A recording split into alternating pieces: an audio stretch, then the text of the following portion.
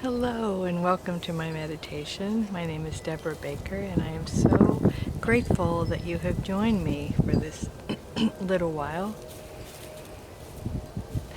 Just to relax and tune in, listen to the wind chimes and be outside, see the prayer flags blowing. Let's begin with our 3 deep breaths.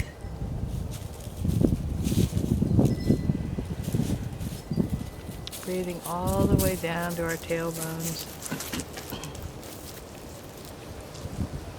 Releasing the breath nice and slowly until you get to the last one. And you want to just breathe out. Daisy says hello. You have to get in every meditation, don't you? Yes. Okay. Good girl. Good girl. Yeah.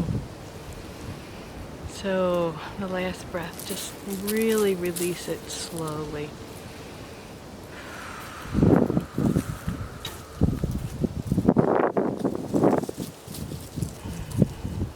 don't know if you tuned in last week, how you like the idea of releasing or relaxing our whole bodies at once.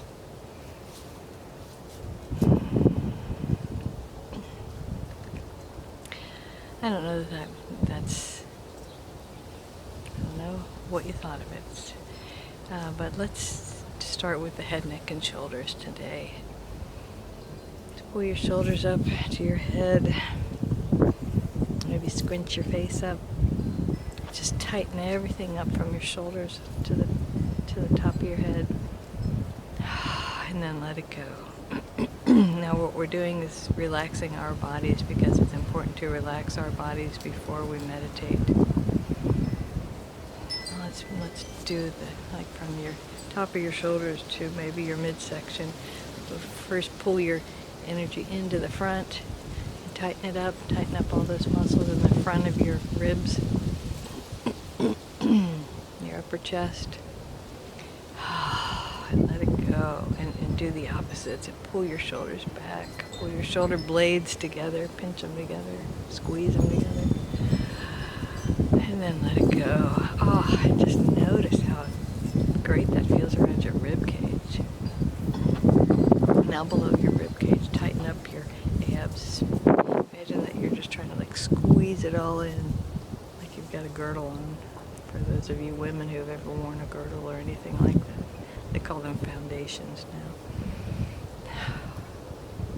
Pull it in, pull your abs in, sides. Deep breath, and when you let it out. And now everything around your pelvis and your sit bones, your pelvic floor, your glutes, your hips. Pull your lower torso in. Tighten it up for a second, as long as it feels good. And then let it go. And now do your legs. First, pull your toes up. You can tell I'm doing this with you. Stretch my legs out in front of me. Pull your toes up toward your face and tighten all the muscles in the fronts of your legs as best you can. And then let them go. And then point your toes. Tighten your calves and your shins and your muscles in the backs of your thighs.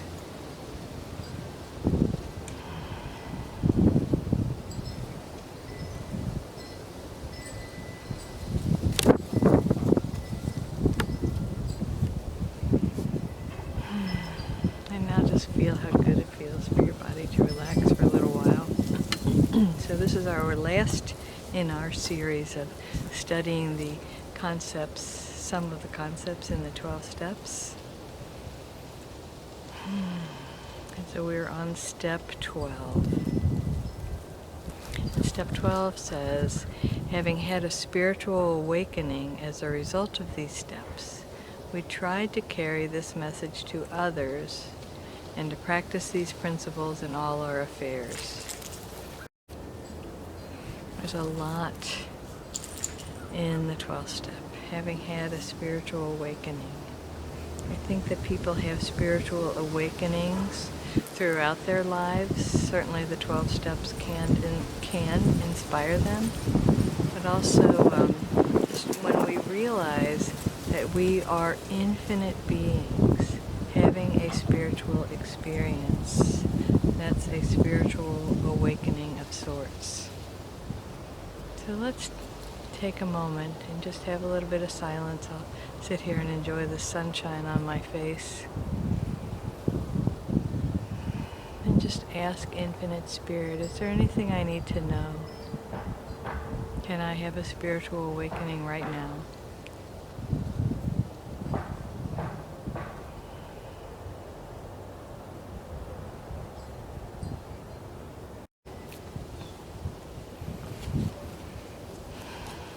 We are willing to have a spiritual awakening. And like I said, I think it happens, it can happen every day. Whenever we see God in something, whenever we see Spirit, whenever we remember that we are infinite souls having a human experience, we have a sort of spiritual awakening. And so trying to carry this message to others, which is the second part.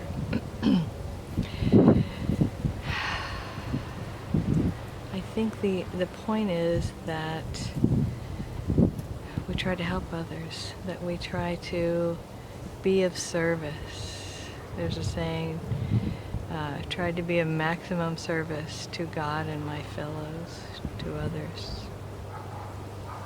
And there's a vast difference between being evangelical or, I can't think of the other word, apostolic, being that way, feeling like you need to share the good word and convert people. There's a big difference between that and just sharing your heart with someone, with offering whatever it is that is yours to offer. And I think that's the point of it, is I'm here for you. Step 12 is I'm here for you. If you need me, I'm here for you. And isn't that a beautiful thought? That's how we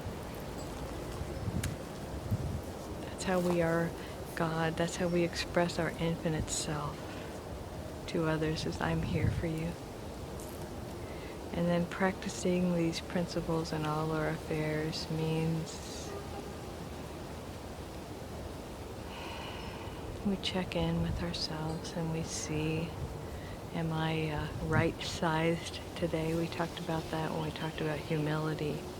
I don't think I'm better than anyone. I don't think I'm worse than anyone. I think that we are all equal. We are all blessed. We are all in the oneness.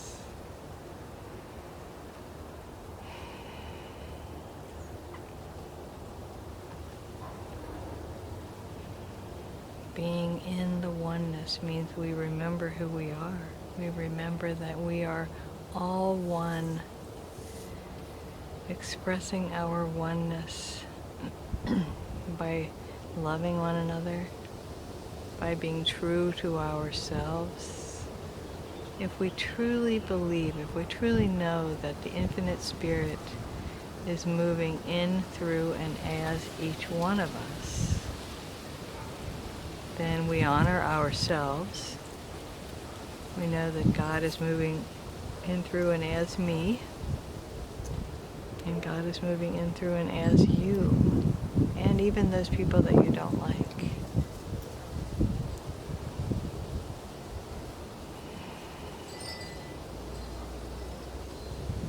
And we land at this place of acceptance, where we accept other people as they are. We accept ourselves as we are.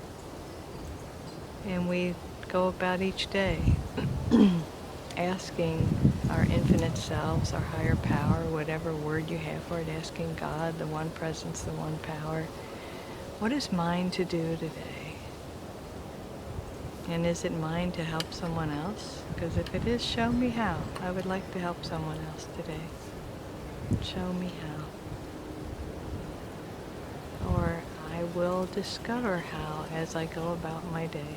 Maybe it's as simple as allowing someone into traffic, or holding the door for someone, or taking a phone call you'd rather not take, answering a text. And maybe that person that you help is yourself. And the best thing to do is not take the phone call or not answer the text.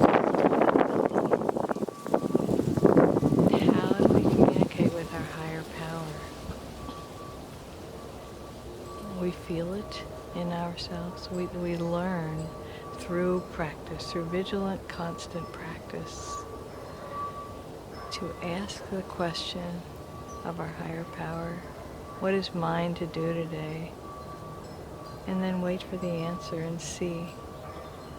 Maybe the phone rings, maybe you get a text, maybe you just have a thought cross your mind. Maybe the dog comes up to you and with her leash in her mouth and says, "Take me for a walk."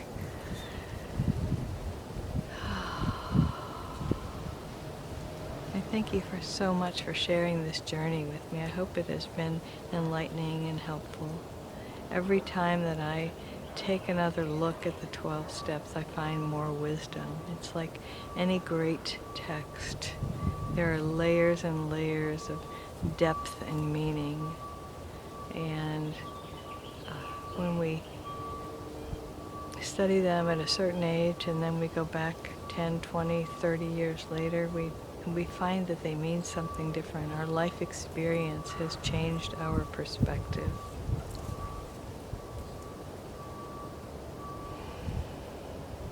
So again, I thank you for joining me.